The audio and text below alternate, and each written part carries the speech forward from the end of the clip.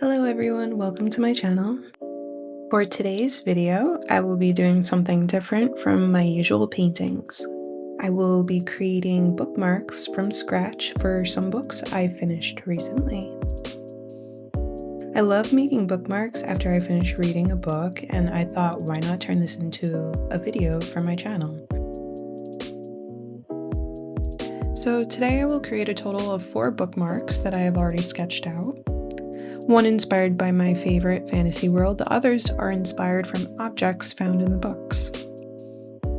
There is no spoilers that are mentioned in this video, so no need to worry if you are reading any of these books.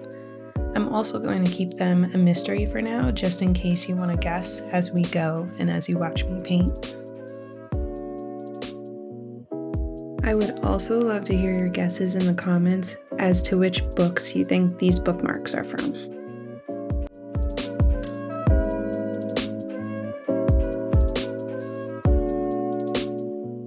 Each piece is made with watercolor and arrtx acrylic markers. I also went with these watercolors because they specifically have glitter in some of the caps of the paints. So we're going to make these a little extra fancy today. For this first one, I wanted something that felt controlled, but also a little dangerous. The book itself has a magical and mysterious atmosphere, which goes perfectly with the strong female assassin main character. This book carries a theme that a lot of fantasy or romantasy books have, which is basically themes of power, identity, hidden strength, and darkness first light. So I painted a floating sword here surrounded by these kind of smoky, almost magical shadows, and I chose to paint the sword because it felt like the most direct symbol of who this character is. Because the character this is inspired by is known for being incredibly skilled, like almost completely unmatched, and the shadows didn't turn out the way I expected, but I think they still came out really nice in the end. I didn't want this piece to feel too harsh. I wanted it to feel almost elegant.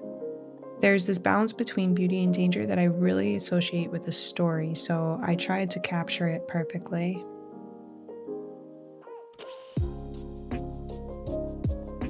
I absolutely love the effect and vibrancy the acrylic markers had against the watercolors too. I also forgot to mention, I am using a Bristol mixed media paper, not a traditional watercolor paper for these. I always felt that I could get cleaner, smoother detail using watercolor on this type of paper.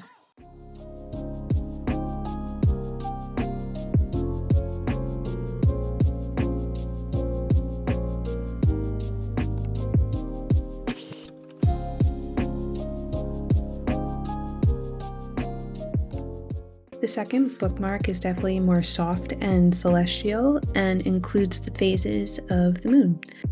There's a lot of night stars and quiet strength for this book, and it might also be my absolute favorite book of them all.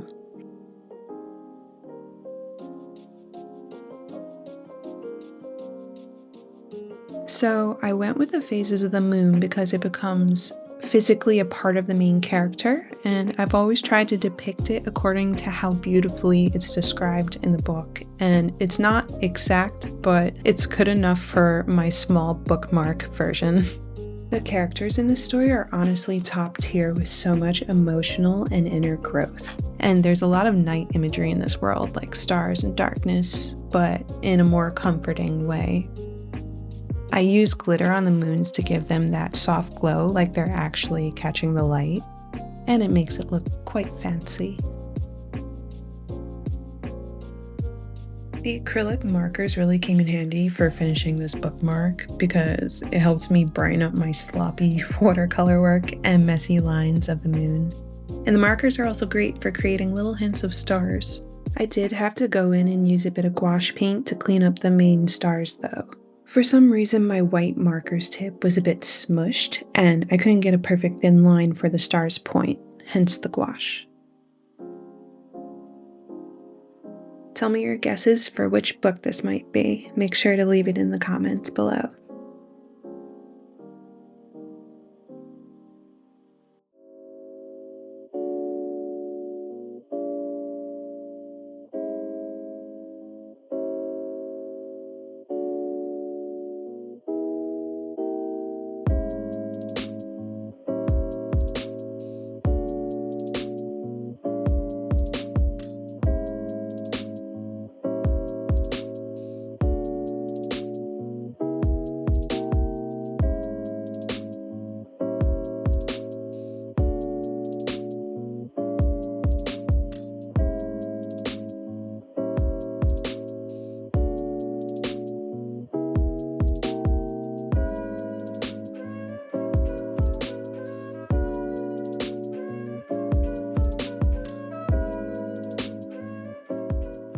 So this third bookmark kind of shifts the mood a lot compared to the other two. I wanted to switch up the color palette a bit so everything didn't seem so repetitive, and it also fits the book theme better. This book has a lot of dragons, danger, and survival is never guaranteed, so I wanted the composition to feel more alive because of that.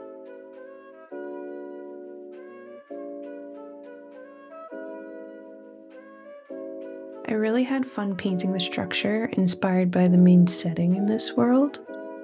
The markers really helped highlight some pieces of this later on too. For this one, I wanted it to feel more like a painting you'd see in a really old book, almost like something from the Renaissance. I also do plan on creating a larger painting reflecting this book in the future. I have such a good idea for it stuck in my head, and I can't wait to finally create it. Renaissance paintings always have this sense of depth. Like there's a foreground, middle ground, and background all working together, and I tried really hard to achieve this here, but I'm a bit rusty with my watercolors this time around.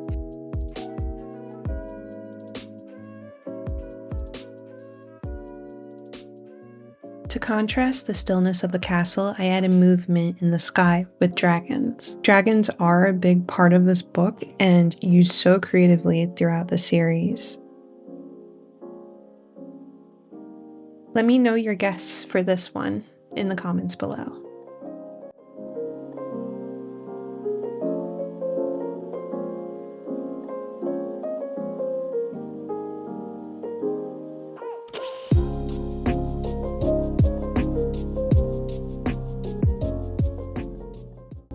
This one might be a little hard to guess. It's a lot more of a metaphor for the characters than a direct object from the book. This book feels much heavier. There's a lot of war, sacrifice, and emotional moments.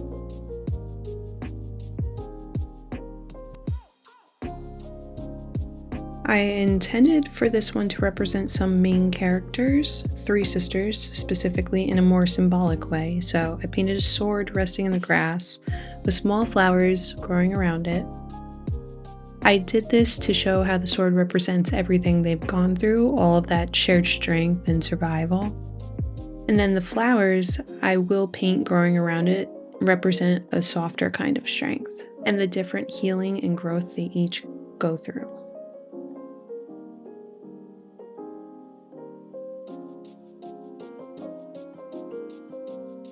I like the contrast between something sharp and something delicate existing in the same space.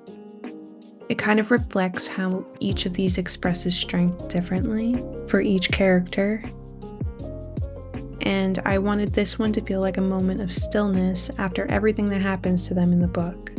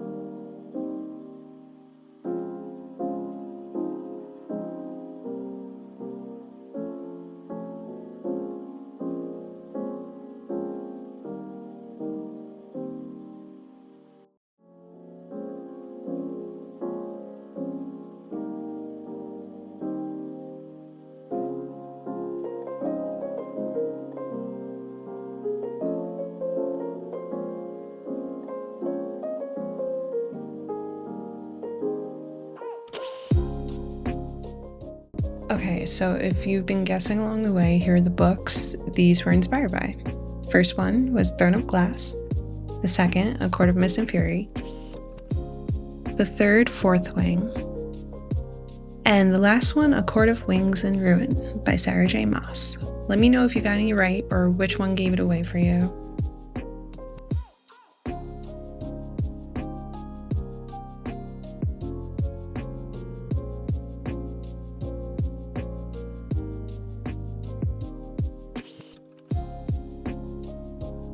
I think what I love most about doing this is getting to create my favorite pieces from all the different worlds I read about. Let me know which bookmark was your favorite. If you have any book-themed art ideas, let me know. Thank you for watching, and I'll see you next time. And remember to always be bold, be creative, and be you.